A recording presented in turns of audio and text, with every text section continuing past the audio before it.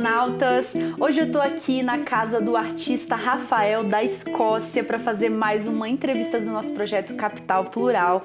Rafael da Escócia é bacharel em Direito e ele traz essas experiências nessa área para dentro da arte dele, inclusive a própria defesa de monografia dele foi uma performance lá na UNB, é isso? Exatamente. Conta pra gente, Rafael.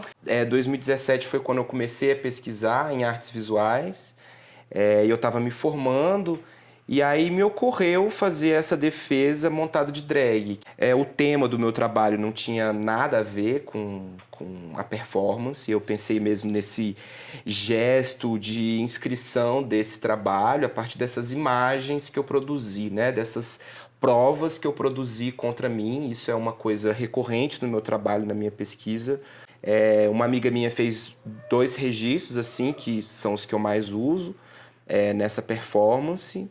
E o título do trabalho é Defesa de Monografia na Faculdade de Direito da Universidade de Brasília. E acabou sendo um trabalho precursor para as ações Bicha Kamikaze, que são um corpo de trabalho bem importante dessa minha pesquisa plástica, né? Desde então. Então conta pra gente um pouco sobre essas ações Bicha Kamikaze. São ações que eu costumo dizer que são ações de inscrição e subversão em instituições do mundo da arte e do direito, principalmente, né? E elas começaram, né, com a defesa de monografia na faculdade da UNB, Faculdade de Direito, e depois eu acabei levando essas ações para vários espaços, né, para a biblioteca da UNB, para o Supremo Tribunal Federal, para o shopping 2 vezes e também para o período eleitoral de 2018, né? Tem esse lugar, né, de um semi-comprometimento com as normas desses espaços, mas ao mesmo tempo um caráter subversivo quanto à performance de gênero, principalmente. Mas é isso, assim, e desde então essas performances tiveram uma certa repercussão, inclusive fui processado por uma delas, a que eu fiz na biblioteca da UNB, eu carimbei alguns manuais de direito com umas frases críticas ao conteúdo desses manuais, e fui processado, né? Fui investigado por dano ao patrimônio público. Acabou que o processo foi arquivado, mas teve essa repercussão, né? Fiz uma campanha pelo fim da prisão no Brasil e pela abolição do sistema penal. Então eu me interesso muito por essa performatividade cotidiana do gênero, que é uma coisa que, inclusive, eu fui bastante influenciado pela artista Liz Paraíso, né, do Rio de Janeiro, que é uma artista por quem eu tenho uma grande admiração e foi uma das principais referências para mim no início dessa minha pesquisa.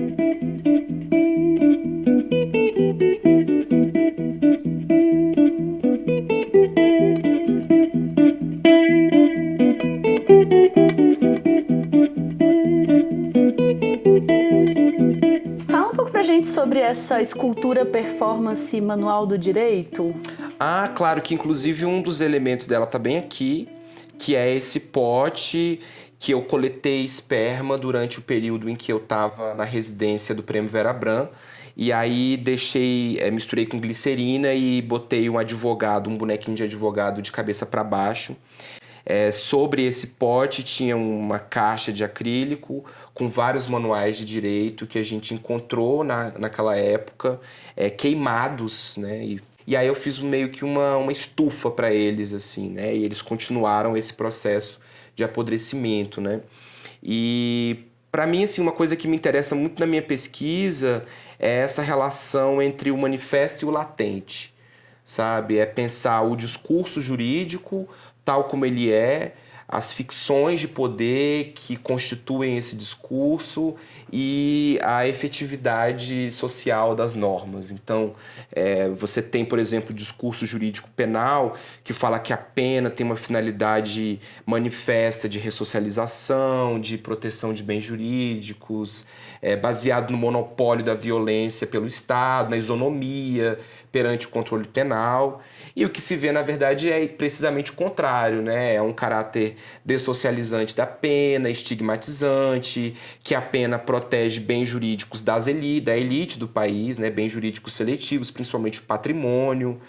E assim, me interessa muito essa relação interdisciplinar entre esses dois campos, sabe? Essa possibilidade de produzir um híbrido que não necessariamente precisa ser entendido como arte, também não precisa ser entendido como direito, é uma outra coisa, né?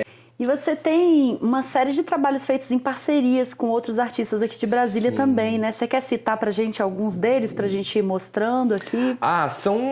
Eu amo trabalhar com outras pessoas, assim, eu venho do teatro, então pra mim foi um pouco estranho quando eu comecei a pesquisar em artes visuais, porque o trabalho do artista plástico é muito solitário, né? A gente pode colocar assim, via de regra, né? Não precisa ser... mas acaba que a cultura desse nosso meio é muito de cada artista tem a sua própria poética e isso é um pouco estranho para quem tem essa formação do lugar do teatro, né, em que nada acontece sozinho, você sempre precisa de uma rede de pessoas colaborando, né? Então eu tive o prazer de trabalhar com a Valéria Pena Costa, com o Douglas Ferreiro, com a Natasha de Albuquerque, né, quem mais? Com a Suiane de Matos, com a Letícia Miranda, com a Thaís Cochino, e por aí vai, assim, eu tenho esse plano, assim, de continuar com essas parcerias e com a Luciana Paiva também, com a Iana Tamayo. Então é isso, assim, a minha ideia é continuar investigando esses trabalhos com essas minhas amigas, a Mariana Destro também, que a gente tem uma pesquisa que ainda não foi apresentada, mas que temos esse objetivo de apresentar. Pra mim é isso, assim, eu acho que a parceria tá muito nesse lugar do afeto, assim, do encontro, dessa vontade de estar junto.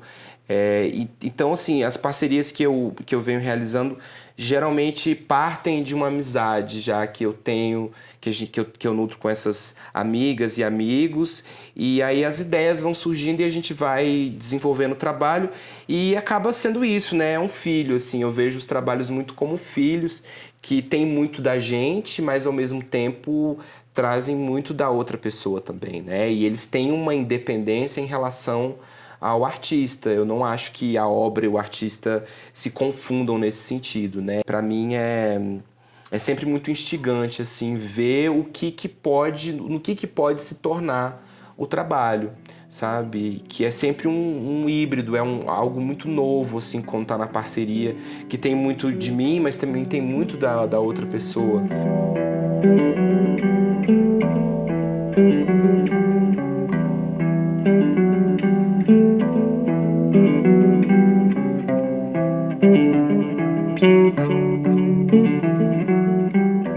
Eu queria te perguntar sobre esses temas que você explora, sobre pena, herança, branquitude, mercado. Quer falar um pouco pra gente? Eu investigo aquilo que faz parte da minha vida, aquilo que me interessa, aquilo que me constitui, né? E a culpa é algo que faz parte da minha experiência, né? Assim, eu entendo a culpa como um mecanismo de defesa do ego e de desresponsabilização racial. Então, a minha prática tem esse lugar, né? De tentar tornar a culpa visível por meio das imagens. E isso é algo que interessa muito ao mercado de arte e ao sistema da arte, que é muito branco. E eu acho que dentro do contexto da discussão racial é muito importante falar sobre isso, né? Porque se coloca muito essa discussão como se as pessoas negras fossem protagonistas do racismo. E eu entendo que não, eu entendo que, na verdade, quem criou o racismo foram as pessoas brancas. Logo, isso é um problema branco, né? Apesar de que quem é vulnerabilizado por isso são as pessoas racializadas. Então, é necessário falar do racismo a partir desse lugar da branquitude, né, como uma forma de desconstituir esse racismo, né. Eu tenho muitos problemas com a noção de identidade, né, ainda mais da forma como ela é agenciada na arte contemporânea, que muitas vezes essencializa as pessoas em rótulos e nós somos muito mais do que esses rótulos, né. Pra gente não fechar também, né, o olhar claro. nesse único aspecto. Sim, porque a redução do ser humano a isso é precisamente o que o racismo promove, né? De reduzir o ser humano a uma cor, né? A essa situação, né? Que é uma situação de morte em vida.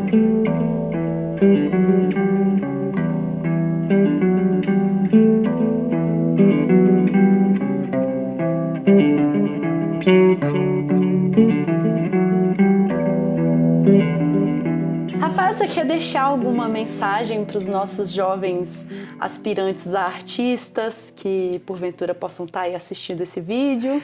Eu já te falei que essa é uma pergunta que eu talvez não seja a melhor pessoa para responder, né? Por conta, enfim, eu sou um pouco cético, assim, em relação à arte, já me decepcionei muito. Eu acho que o que eu diria é o seguinte: não dependa da arte para sobreviver. Não dependa da arte para sobreviver. Tenha seu plano B para que você não também vire um joguete do mercado, né? Porque o mercado, enfim, é cruel, é perverso, não dá para depender, né? Temos que participações especiais aqui no vídeo. E é muito importante que a gente proteja esse nosso trabalho também. Que a gente entenda que ele é um trabalho como qualquer outro, portanto ele tem valor e ele tem um preço. A gente vive essa incerteza, né? Assim, e eu acho que ainda mais em Brasília, onde não existe mercado, né? Falando de mercado, não tem mercado em Brasília. Ou pelo menos se tem mercado, eu desconheço, né? Mercado de arte contemporânea. Então, assim, muitos artistas acabam tendo que sair de Brasília, acabam tendo que ir para o Rio, para São Paulo, para poder tentar, né? E eu acho isso, assim, até um lugar um pouco cafona, se você for parar para pensar, né? Porque lá a competição é muito grande, eu acho que a própria lógica da competição é algo assim, que particularmente me incomoda muito. E eu gosto muito de Brasília, gosto de morar aqui, acredito muito nos artistas de Brasília, mas eu acho que a gente tem que entender que o artista é uma instituição. O artista é uma instituição que pode bater de frente com qualquer galerista, com qualquer colecionador, com qualquer curador, qualquer museu. A gente se coloca muitas vezes numa situação de quem faz favor pra gente. E não, o artista, ele tá numa relação de troca com esses agentes, porque ele tá ali colocando o trabalho dele para jogo. Então ele é uma instituição. E assim, quando os artistas entenderem de fato isso, que eles são uma instituição, que é imprescindível, que é central no sistema da arte, talvez a gente consiga começar a ter, de fato, alguma agência nisso, assim. E ter, de fato, o capital, né, simbólico e político com a gente, né? E é isso, não seja uma vagabunda do sistema, entendeu? Viva a sua vida, mas também não se deixe contaminar pelo que essas outras pessoas querem que a gente faça, sabe? Seja honesto consigo mesmo. Então tá, Rafael, obrigada por receber a gente aqui, assim, deixar a gente tão à vontade aqui no seu espaço. Voltem sempre. Voltaremos, vamos continuar essa conversa, que esse papo, né, tá muito bom, pena que não dá para continuar e aprofundar muito mais hoje. E, bom, é isso. Espero que vocês, né, tenham curtido, conhecer um pouquinho. No site aqui do projeto vai ter o link do site do Rafael também, do Instagram, para vocês poderem espionar lá mais fotos, mais coisas, outros projetos, né, dele ou dele com os outros artistas também. Sim. Tá bom? Quer falar alguma coisa, uma fala de agradecimento aí? Muito obrigado pela oportunidade. Para mim é um prazer poder falar sobre o meu trabalho, sobre a minha pesquisa. E fico à disposição para quem quiser trocar mais ideia. Tem aí o meu site, minhas redes sociais. Adoro conversar e tamo junto. Obrigado. Valeu. Lembrando que esse é um projeto financiado pelo Fundo de Apoio à Cultura, o FAC. Então, gratidão também ao FAC que está aí possibilitando a gente, né, botar para jogo essa arte, que nem sempre tem tanto espaço, né, como o Rafael mesmo já colocou aqui. E para uma sociedade que ela mesma às vezes nem sabe o quanto ela está sedenta dessa arte que está sendo produzida, né? Claro. Então é isso, beijos e até mais. Eu sou aquariano, tenho ascendente, lua em Sagitário, Vênus em Aquário. Eita! É o signo do próprio Aquário Satanás, né? Sagitário. É uma combustão, assim.